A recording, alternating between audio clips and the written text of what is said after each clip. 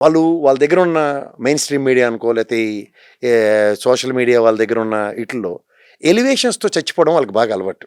ఉమ్, ఆ ఎలివేషన్స్తో చావులు ఆ తపేలా ఛానల్లో నోరిప్పితే అబద్ధాలు. సో ఎప్పుడు వాస్తవం ఉండదు. ఇప్పుడు విదేశీ పర్యటన సాధారణంగా వాళ్ళ భార్య పిల్లలు తెలియని ఉదంతాలు ఉన్నాయి. గతంలో రాజశేఖర రెడ్డి గారి భార్య పిల్లలు తెలియని ఉదంతాలు ఉన్నాయి.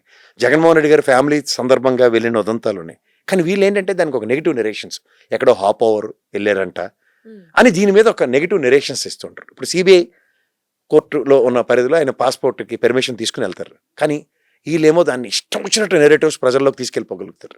వేర్ ఇట్ కమ్స్ టు మీరు అన్నట్టు చంద్రబాబు నాయుడు గారు కానీ లోకేష్ విషయంకి వస్తే వీళ్ళు చేసిందే వేదం అన్నమాట. ఉమ్, వీళ్ళెవడు ప్రశ్నించలేడు. ఎందుకు వెళ్ళారు అన్నది సాధారణంగా ఎక్కడా ఉండదు. నేను క్యాబినెట్ మీటింగ్ అయింది, ఉమ్, ఎక్కడైనా వార్త విన్నావా?